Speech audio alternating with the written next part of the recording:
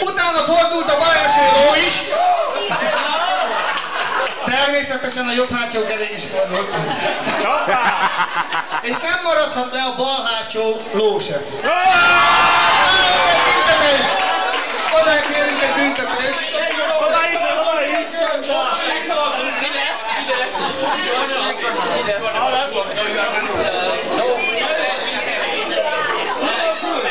Na, szóval,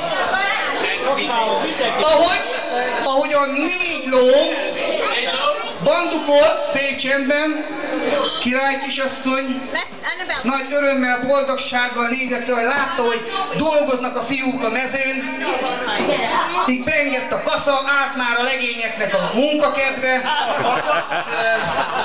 Egyszer aztán azt mondja a király kisasszony, a királyfő. Királyom.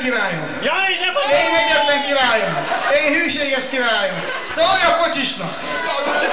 Fordítsa a szerelvényt. Ide büntetés. Wow! Ja.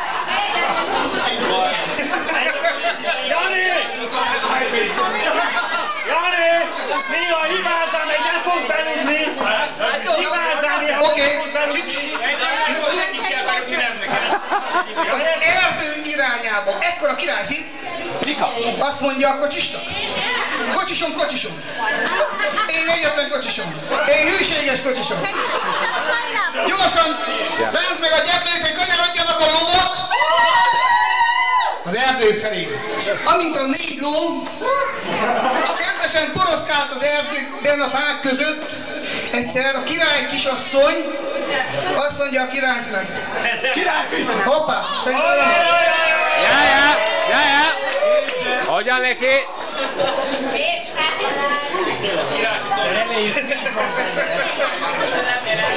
Jó, szóval, királyom. Én egyetlen királyom. Én hűséges királyom. Szólj a kocsisnak. Állítsa meg a 4 lovat. Ja.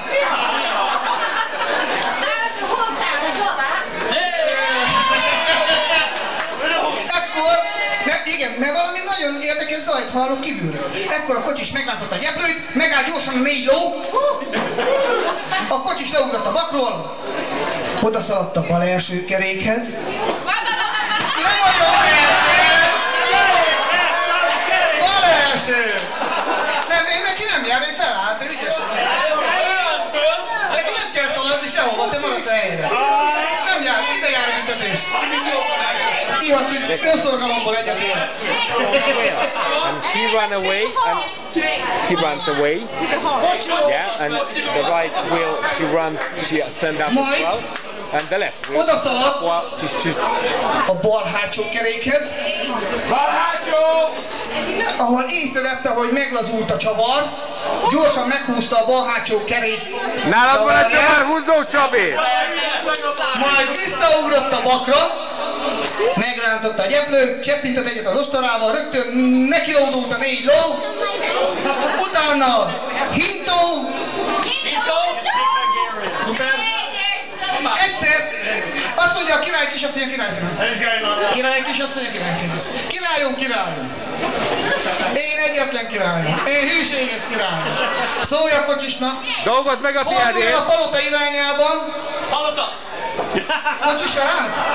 Felállt a kocsis? Persze. Köszönöm. Ekkor a kocsis meghúzta a gyeplőt, csettintett az ostorával, fordult a 4 ló, utána a hintó. Szuper! És amint a 4 ló csendesen poroszkált a vár udvara felé, és beértek a vár udvarára, a kocsis meghúzta a gyeplőt, megállt a szerelvény.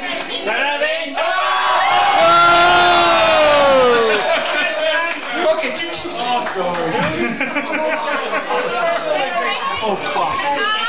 Majd a király azt mondta a kocsisnak. Kocsisom. Én egyetlen kocsisom. Én hűséges kocsisom. Fogd ki a 4 lovat, És vezess be az istálóba. Először kifogta a bal első lovat, majd a bal hátsó lovat, majd a jobb hátsó kerékhez ment oda.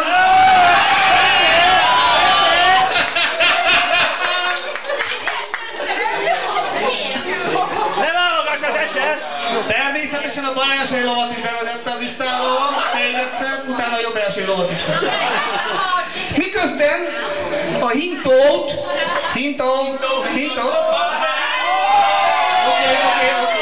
Oké.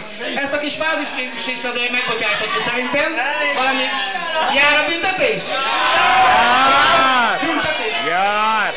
Tartsa el a kezét, akinek ugyanolyan jár. Büntetés. He was late. Szóval, ott tartottunk. Come on. Még a kocsis elvégezte a kiadott feladatokat, a királyfin egy csók után. Leugrott a hintóról. Hintó. Jó. Csücs. Majd gyújtott a karját a királykisasszonynak.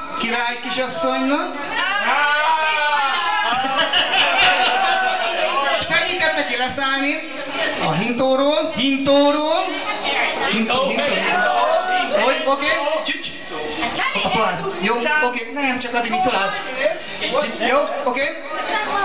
Majd együtt felsétáltak a palotában, ahol a király kisasszony, a királyfinak megköszönte ezt a gyönyörű szép napot, és ez a mese eddig tartott.